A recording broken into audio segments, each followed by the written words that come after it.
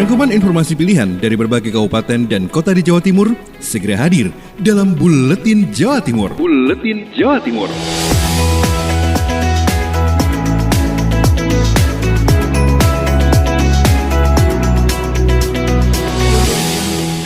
Salam jumpa sahabat dengan Buletin Jawa Timur untuk edisi hari ini, Rabu 13 Januari 2021 bersama saya Bram Abidin MJ. Buletin Jawa Timur hari ini kita awali dengan yang pertama bersama reporter Lydia dari Belambangan FM Banyuwangi. Bupati Banyuwangi Abdullah Azwar Anas berharap pendistribusian bantuan sosial tahun 2021 ini semakin baik. Bupati Banyuwangi Abdullah Azwar Anas melakukan koordinasi dengan sejumlah dinas untuk memperkuat kinerja pada 2021. Di antaranya dengan Dinas Sosial Pemberdayaan Perempuan dan Keluarga Berencana untuk memantau kesiapan pelaksanaan pembagian bantuan sosial tunai. Bupati Anas menyampaikan pemerintah kembali mengeluarkan bantuan sosial tunai pada tahun ini. Dia berharap di tahun ini pendistribusian bantuan sosial semakin baik dan lancar. Maka dari itu pihaknya mendorong semua jajarannya untuk mencari solusi untuk memecahkan kendala-kendala yang dihadapi di tahun lalu. Jadi nomor satu, speed, kecepatan harus kita tingkatkan. Ya. Kalau kecepatannya tidak kita tingkatkan, ini berat kira-kira ke depan. Ya. Harus ada kecepatan yang tinggi. Yang kedua, inovasi, nggak bisa tanpa inovasi. Biasa-biasa saja nggak bisa. Anas menambahkan untuk memecahkan masalah, maka jajarannya harus mempunyai inovasi-inovasi baru dalam bekerja. Dia mengatakan inovasi-inovasi yang telah menyabet beberapa penghargaan beberapa tahun lalu saat ini telah menjadi budaya dan harus dikembangkan dengan mengaplikasikan ide-ide baru di setiap tahunnya dalam melayani masyarakat. Dari Banyuwangi kita menuju ke Blitar bersama reporter Surya Muhammad dari Mahardika FM Blitar. Dinas Sosial pastikan ribuan KPM Kota Blitar sudah menerima BST tahap ke-10 dari Kementerian Sosial Republik Indonesia. Sobat Bantuan Sosial Tunai atau BST tahap ke-10 dari Kemensos Republik Indonesia sudah disalurkan ke ribuan keluarga penerima manfaat atau KPM Kota Blitar, yang mana penyalurannya dari pusat sudah dilakukan sejak beberapa hari yang lalu. Priyo Istanto, Kepala Dinas Sosial Kota Blitar saat dikonfirmasi tim pemberitaan Mahardika FM, Senin 11 Januari 2021 mengatakan penyaluran BST tahap ke-10 ini menjadi yang pertama kalinya di tahun 2021. Penyalurannya sudah dilakukan sejak tanggal 8 sampai 10 Januari 2021. KPM yang sudah memiliki rekening langsung menerima transfer dari pusat, sedangkan yang tidak memiliki rekening menerima bantuan dari PT Pos Indonesia dibantu oleh pihak kelurahan. Menurut Priyo, penerima BST tahun ini mengalami penurunan jumlah dibanding tahun lalu. Jika tahun lalu jumlah penerima BST Kota Blitar sebanyak 8.678, pada tahap ke-10 ini menjadi 8.399. Terjadi penurunan sekitar 279 orang. Priyo mengaku tidak tahu pasti kenapa jumlah penerima berkurang, karena sebelumnya telah dilakukan verifikasi data penerima oleh Kementerian Pusat dengan harapan penerima BST tahun 2021 lebih tepat sasaran. Jadi ada penurunan yang terakhir di tahap 9 kemarin jumlahnya 8678, sekarang 8399, jadi turun 279. Surya Muhammad, Mahardika FM. Masih dari Blitar, Ninda Alivia dari Persada FM Blitar. Kembali berstatus zona merah, masyarakat Kabupaten Blitar tidak diizinkan untuk gelar resepsi pernikahan. Menginjak awal tahun 2021 berdasarkan update dari pemerintah Provinsi Jawa Timur, peta sebaran wilayah di Kabupaten Blitar berubah menjadi zona merah. Artinya segala kegiatan yang melibatkan banyak orang akan dibatasi demi mengendalikan laju penyebaran COVID-19. Menyikapi hal itu, juru bicara gugus tugas percepatan penanganan COVID-19 Kabupaten Blitar Krisnayakti mengatakan, berdasarkan hasil rapat koordinasi telah disepakati bahwa kegiatan resepsi pernikahan di Kabupaten Blitar sementara waktu tidak diperbolehkan. Sedangkan akad nikah tetap berjalan, namun penerapan protokol kesehatan COVID-19 harus dijalankan dengan baik dan benar. Menurutnya, hasil kesepakatan ini sudah diedarkan ke wilayah seperti kecamatan, kelurahan, dan desa agar bisa diteruskan kepada masyarakat dan tidak terjadi kesalahpahaman. Ia berharap masyarakat bisa patuh dan disiplin terkait kebijakan ini karena situasi terkini penambahan pasien positif COVID-19 terus menaik. Ini hasil rapat tadi pagi itu untuk hajatan tidak diperbolehkan hanya ijab kabul saja. Batasi orangnya 30 orang. Krisna menambahkan, apabila masih saja ditemukan masyarakat yang menggelar hajatan pernikahan secara diam-diam, maka akan ditindak secara tegas oleh petugas terkait. Selain itu, masyarakat juga dihimbau agar terus menjalankan pola 3M, yaitu memakai masker, menjaga jarak, dan mencuci tangan. Ninda Alivia, Radio Persada FM Blitar. Masih di Buletin Jawa Timur edisi Rabu hari ini, meski tak masuk PPKM Jawa Timur, Pemkab Tuban akan siapkan regulasi baru. Informasi selengkapnya ikuti bersama Ari Agustias dari Pradya Suara Tuban. Juru bicara Satgas COVID-19 Kabupaten Tuban, Endah Nurul Komariati mengungkapkan, meski tidak termasuk daerah yang diwajibkan PPKM, Satgas COVID-19 Kabupaten Tuban akan memberlakukan beberapa aturan untuk mendukung kebijakan tersebut. Melalui langkah pencegahan dan penanggulangan seperti sosialisasi akan terus secara masif dilakukan. Endah Nurul menjelaskan PPKM membatasi beberapa kegiatan masyarakat yang beresiko tinggi terjadinya penularan. Pembatasan tersebut mencakup tempat kerja, rumah makan, sekolah, dan pertokoan. Dengan mengurangi kegiatan yang beresiko tinggi, diharapkan kejadian transmisi bisa dikurangi. Jadi sebetulnya walaupun tidak disebut, Kabupaten Tuban tidak disebut, namun Satgas juga sudah menyiapkan upaya-upaya untuk meningkatkan upaya pengendalian. Seperti ruang isolasi kan sudah saat ini lebih dari 70% terpakai. Maka untuk menurunkan persentasenya tidak akan menambah lagi di RSUD, tapi yang kita siapkan ini di Rumisol supaya nanti di sana di Alimansul kan sekarang kita sedang siapkan juga ada satu rumah sehat kami menyebutnya ya, biar nggak isolasi. Nanti itu kita gunakan untuk menambah tempat tidur rumah sakit di Jatirogo. Endah juga mengungkapkan saat ini Pemkab tengah menyiapkan regulasi terkait pengetatan aturan operasional tempat publik hingga rumah makan sesuai protokol kesehatan. Ari Agustias, Pradya Suara Tuban untuk Buletin Jawa Timur. Dari Tulungagung, tepatnya dari RGRFM Tulungagung, Mega Kristi menginformasikan pertengahan Januari 2021 ini, Tulungagung jadwalkan vaksin tahap pertama. Pemberian vaksinasi COVID-19 pada tahap pertama di Kabupaten Tulungagung akan dilaksanakan pada pertengahan bulan Januari 2021. Adapun sasaran vaksin di tahap pertama ini adalah tenaga kesehatan, tokoh masyarakat, dan pemerintahan sesuai kriteria yang telah ditentukan. Demikian seperti dikatakan oleh Kepala Dinas Kesehatan Tulungagung, Dr. Kasil Rohmat, yang sekaligus juru bicara Satgas COVID-19 di Kabupaten Tulungagung saat dikonfirmasi seusai mengikuti video conference dengan Menteri Dalam Negeri terkait vaksinasi COVID-19 di Pendopo Kongasarum Kusumaning Bongso.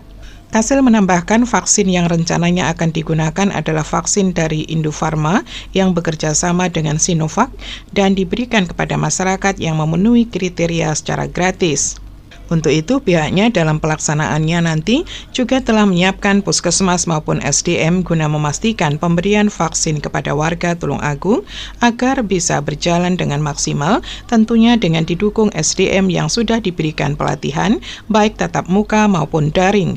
Namun jika nanti dirasa kurang maksimal, pihaknya juga akan melibatkan rumah sakit swasta yang ada di Tulungagung. Meski demikian, Kasil tetap berharap kepada masyarakat untuk tetap taat pada protokol kesehatan, yakni dengan 3M, memakai masker, menjaga jarak, dan menghindari kerumunan, serta tidak lupa membiasakan sering mencuci tangan memakai sabun.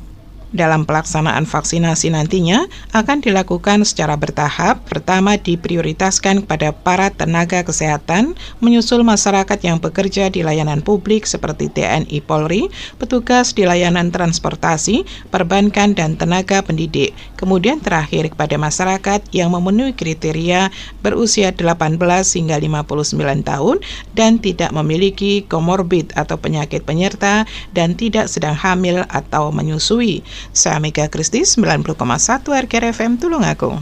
Dari Tulungagung kita ke Nganjuk. Agustin Merdikawati dari Ersal FM Nganjuk.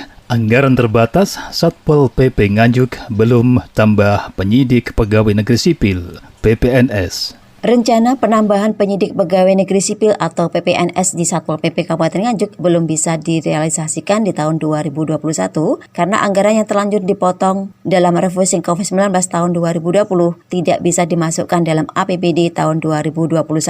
Kepala Badan Kepegawaian Daerah Nganjuk Supingi mengatakan anggaran untuk diklat PPNS di tahun 2021 sangat terbatas. Untuk PPNS Satpol PP Nganjuk anggarannya tidak bisa masuk. Yang sebenarnya di tahun lalu anggaran diklat PPNS sudah masuk pos, namun dalam perubahannya anggaran keuangan dipotong untuk penanganan corona. Terbatasnya anggaran membuat diklat bagi PNS di OPD Pemkab Nganjuk harus diperhitungkan kembali. Dan BKD menerapkan skala prioritas apalagi masih dalam kondisi pandemi COVID-19. Dari Agustin Merdikawati, Suara Anjuk Ladang Nganjuk. Hari pertama PPKM, Polres Gresik bersama Forkopimda gelar operasi skala besar.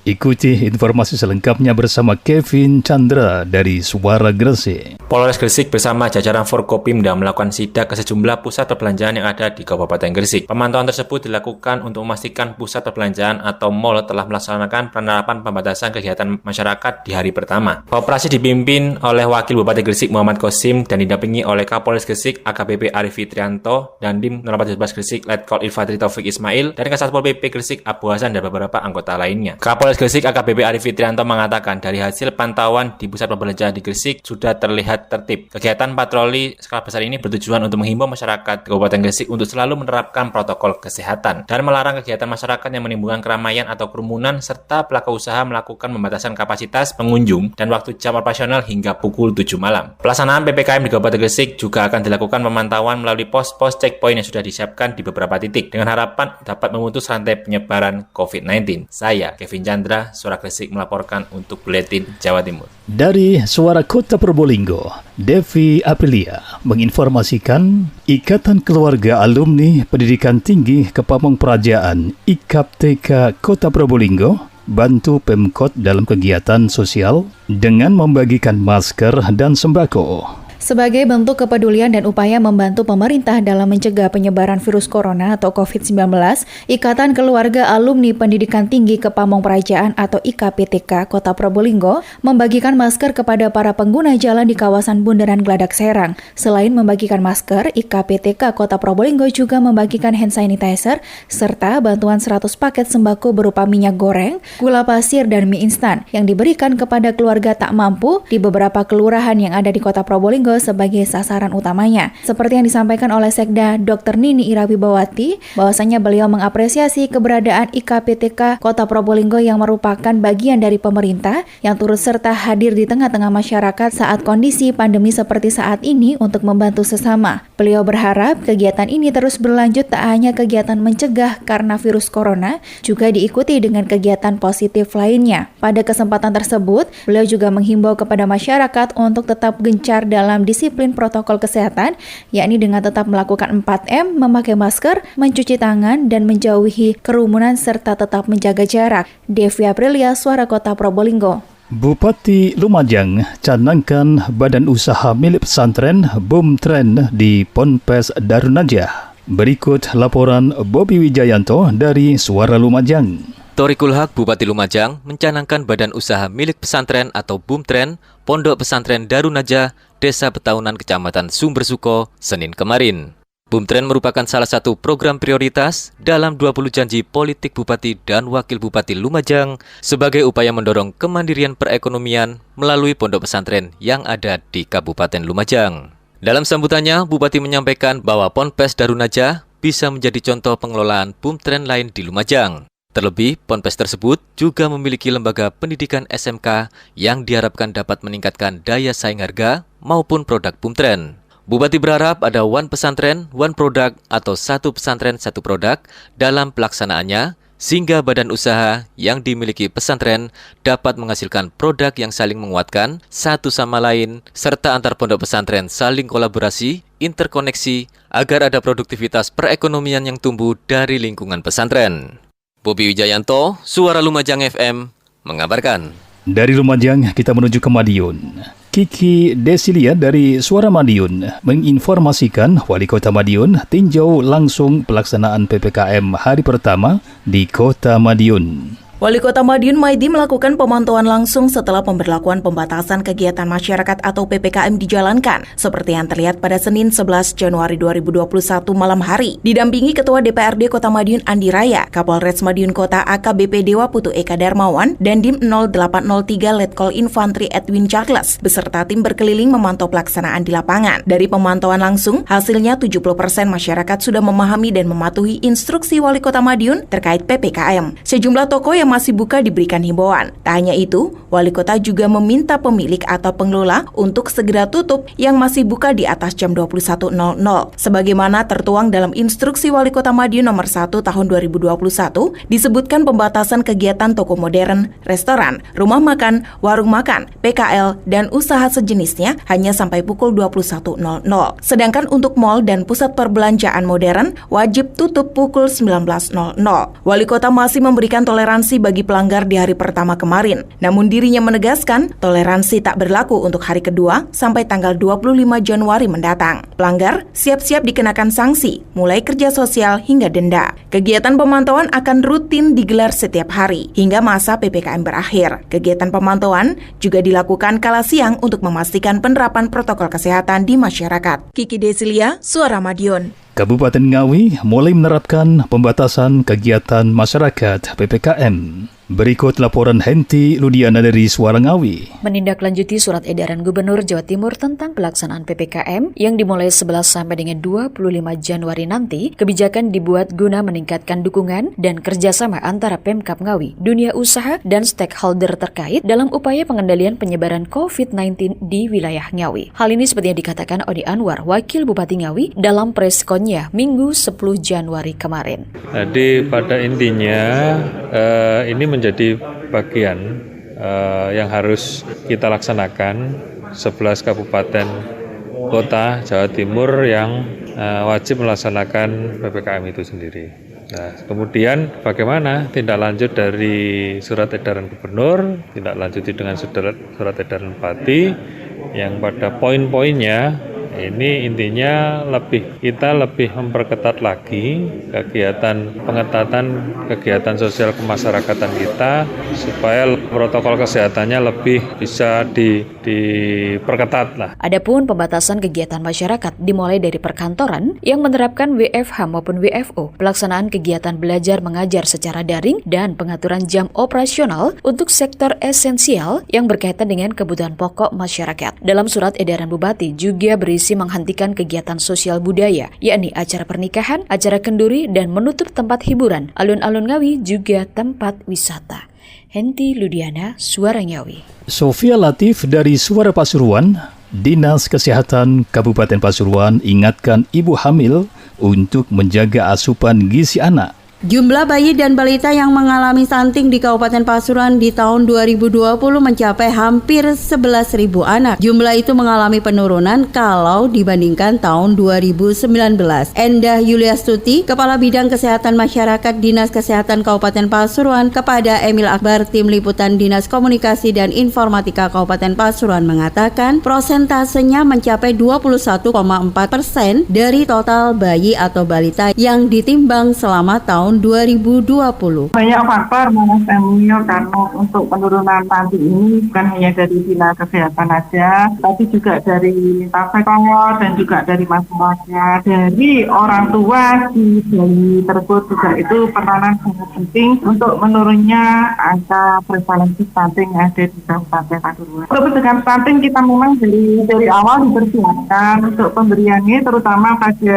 pemberian remaja putri itu adalah pemberian tablet tambah darah, di mana tablet tambah darah ini untuk mempersiapkan remaja-remaja nanti memasuki pada usia pernikahan. Sebelum menikah pun, terutama ini untuk yang di pondok ya, ini banyak kita berikan tablet tambah darah, minumnya seminggu kali. Nah, ini persiapan kalau misalkan menikah nanti itu dia itu persiapan gizinya sudah bagus, jadi tidak sampai terjadi anemia atau kekurangan darah, yang mana ini penyebab kali kalau pada saat kehamilan si ibu otomatis kalau HB-nya rendah, kurangkan itu nanti pengaruhnya pada pertumbuhan si janin dan nanti juga akan pengaruh kesehatannya. Khawatirkan nanti balita tersebut akan menjadi cancer. Sofia Latif, Suara Pasuruan. Billy Patupoy dari Suara Sidoarjo menginformasikan pemerintah Kabupaten Sidoarjo gelar audiensi dengan Bupati dan Wakil Bupati terpilih untuk sinkronisasi APBD 2021.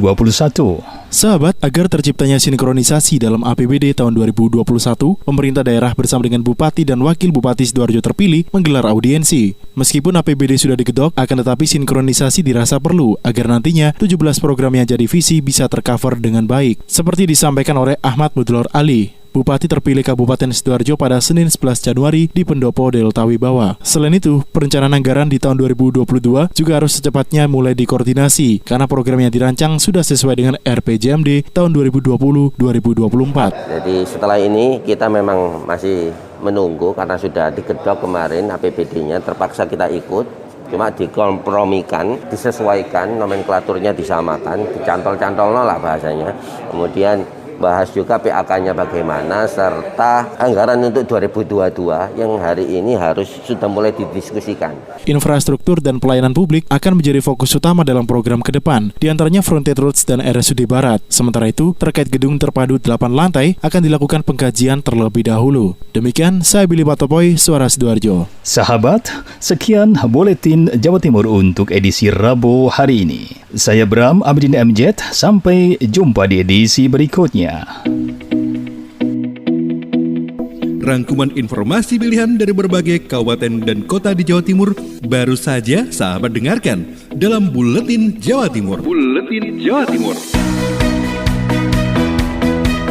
Buletin Jawa Timur bisa sahabat dengarkan Senin sampai Jumat jam 8 pagi dan 4 sore.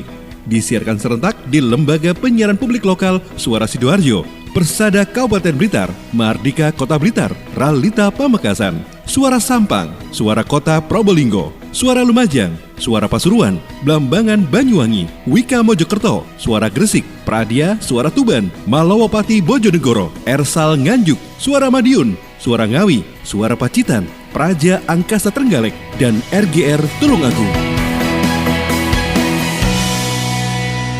Persembahan dari Asosiasi Lembaga Penyiaran Publik Lokal Jawa Timur.